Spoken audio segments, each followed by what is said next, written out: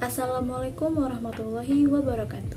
Let me introduce myself. My name is Afifah Nur Aisyah with student ID number 2020603047 from International Class Islamic Banking Sharia 2020. Here I will explain about National Zakat Index from the ZISWAF Management course. Let's move to the explanation. Yang pertama adalah pengertian IZN. Indeks Zakat Nasional merupakan sebuah indeks komposit yang dibangun dengan tujuan untuk mengukur perkembangan kondisi perzakatan nasional. Dibentuk oleh Tim Penelitian Pusat Kajian Strategis atau Puskas Basnas pada tahun 2016. IZN diharapkan menjadi indikator yang dapat memberikan gambaran sejauh mana zakat telah berperan terhadap kesejahteraan mustahik dan juga dapat menunjukkan pada tahap apa institusi zakat telah dibangun, baik secara internal, kelembagaan, partisipasi masyarakat, maupun dari sisi dukungan yang diberikan pemerintah.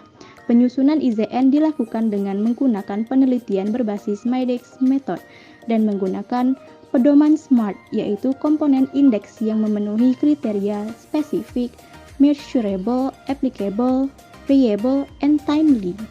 Berikut adalah bagian dari Indeks Zakat Nasional atau IZN. Dibagi menjadi dua dimensi, yaitu dimensi makro dan dimensi mikro. Dalam dimensi makro terdapat tiga bagian. Yang pertama adalah regulasi. Sebagaimana yang tercantum dalam Zakat Core Principle 2016, pada prinsip pertama, bahwa hukum regulasi atau kerangka hukum lainnya untuk supervisi zakat sangat jelas diperlukan untuk membekali setiap otoritas atau pihak yang berwenang dengan kekuatan hukum dan aturan independen yang dibutuhkan dalam menjalankan tugas. Yang kedua adalah anggaran pemerintah untuk zakat. Fungsi zakat dalam sistem keuangan negara adalah pengentasan kemiskinan dan peningkatan kualitas pendidikan sebagaimana tertuang dalam UU nomor 23 tahun 2011 pasal 30 dan 31. Yang terakhir adalah database lembaga zakat. Berfungsi sebagai salah satu hal untuk mendukung aktivitas pengelolaan zakat adalah adanya database organisasi pengelolaan zakat yang mudah diakses oleh pihak sehingga mempermudah muzaki untuk menunaikan zakatnya. Yang kedua adalah dimensi mikro. Dalam dimensi mikro terdapat dua bagian. Yang pertama, kelembagaan. Dalam hal kelembagaan, tata kelola yang baik menjadi isu yang sangat penting karena berhubungan dengan kepercayaan dari stakeholder. Sebagai lembaga intermediasi, organisasi pengelolaan zakat berperan sebagai perantara dari muzaki dan mustahik. Aspek kelembagaan yang mencakup komponen pengumpulan, pengelolaan, penyaluran, dan pelaporan juga tercantum dalam Zakat Core Principle pada bab 9 dan 10. Manajemen pengumpulan pada bab 9 ZCP banyak mengulas mengenai kebijakan yang harus dimiliki OPZ terkait asesmen nishab dan objek zakat untuk memaksimalkan potensi zakat. Selain itu, dari segi pelaporan, laporan keuangan badan atau lembaga zakat harus diaudit oleh kantor akuntan publik resmi dengan merujuk pada standar penilaian Badan Pemeriksa Keuangan atau BPK Republik Indonesia. Pada buku Antonio 2001 tercantum poin karakteristik audit syariah, yaitu yang pertama, pengungkapan kewajaran penyajian laporan keuangan dan unsur kepatuhan syariah. Yang kedua, memeriksa akunting dalam aspek produk baik sumber dana ataupun pembiayaan. Yang ketiga adalah pemeriksaan atas sumber dan penggunaan zakat. Dan yang terakhir adalah ada tidaknya transaksi yang mengandung unsur-unsur yang tidak sesuai dengan syariah. Yang kedua adalah dampak zakat. Dalam dimensi mustahik, Indeks Zakat Nasional atau IZN 2.0 mengukur dampak zakat terhadap mustahik yang dapat dinilai dari aspek spiritual, material, kesehatan, pendidikan, dan kemandirian.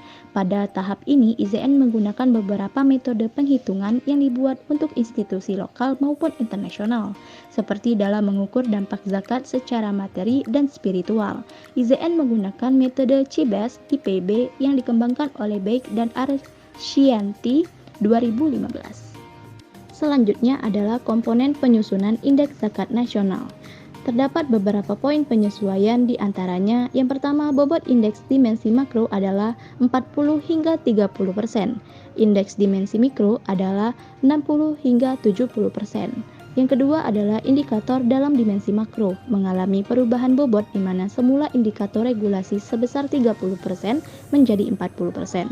Dukungan APBN atau APBD semula 40% menjadi 20% dan database lembaga zakat semula 30% menjadi 40%. Yang ketiga adalah nilai indeks regulasi terbagi menjadi 3 kelompok, yaitu yang pertama nilai 0 dengan kriteria yang sama dengan kondisi saat ini. Nilai yang kedua adalah 0,5 dengan kriteria adanya peraturan terkait zakat di provinsi dan kabupaten atau kota. Dan yang terakhir adalah nilai dengan kriteria adanya perda atau kebijakan yang dapat mengoptimalkan atau memaksa pengumpulan zakat. Yang keempat adalah penambahan klausa pada indikator database lembaga zakat sebagai syarat mendapatkan nilai skala like RT5, yaitu komitmen mengisi dan menggunakan data Simba. Yang kelima adalah pada variabel agregasi terdapat penambahan kriteria nilai agregasi zakat, yaitu komposisi 50% untuk nilai besaran pengumpulan dan 50% untuk nilai pertambahan atau pertumbuhan pengumpulan. Yang keenam, pada variabel penyaluran terdapat penambahan kriteria nilai penyaluran zakat dengan komposisi sebagai berikut, yaitu nilai penyaluran dengan bobot 40% dan sisanya dibagi rata antara nilai ACR, like program sosial, like program ekonomi, dan proporsi penyaluran di bidang dakwah. Dan selanjutnya adalah skala like RT nilai besaran penyaluran sebagai berikut, yaitu yang pertama untuk Basnas Republik Indonesia atau RI, yang kedua untuk Basnas provinsi, yang ketiga untuk Basnas kabupaten atau kota, dan yang keempat adalah untuk LAZ nasional. Dan yang ketujuh adalah adapun komposisi indeks kesejahteraan Basnas yang merupakan indeks dampak zakat pada IZN ditetapkan sebagai berikut, yaitu yang pertama bobot indeks kesejahteraan Cibes semula 40% menjadi 50%. Yang kedua adalah bobot indeks modifikasi IPM semula 40% menjadi 20%. Dan yang terakhir adalah bobot indeks kemandirian semula 20% menjadi 30%. Materi yang terakhir adalah model estimasi perhitungan indeks zakat nasional. Dalam model perhitungan indeks, kajian terbagi menjadi tahapan yang bersifat sistematis sehingga dilakukan secara berurutan, yaitu terdapat 3 tahap. Tahap yang pertama, membuat scoring skala like RT dengan rentang 1-5, di mana 1 menggambarkan kondisi paling buruk dan 5 kondisi paling baik. Tahap kedua adalah menghitung indeks setiap variabel. Formula yang dilakukan untuk menghitung indeks pada setiap variabel adalah I besar dan I kecil sama dengan SI dikurang S min dibagi S max dikurang S min, di mana I besar dan I kecil tersebut adalah indeks pada variabel I, SI adalah nilai skor aktual pada pengukuran variabel I, S max adalah skor maksimal, dan S min adalah skor minimal. Adapun nilai indeks yang dihasilkan akan berada pada rentang 0,00 sampai 1,00. Ini berarti semakin rendah nilai indeks yang didapat, semakin buruk kinerja perzakatan nasional, dan semakin besar nilai indeks yang diperoleh berarti semakin baik kondisi perzakatan. Dan tahapan yang terakhir adalah tahap ketiga, mengalihkan indeks yang diperoleh pada setiap variabel dengan bobot masing-masing untuk memperoleh indeks pada indikator. Okay guys, I hope the material that has been conveyed can be useful, and I really apologize if I made a mistake. There are wrong words. To Allah, I ask forgiveness.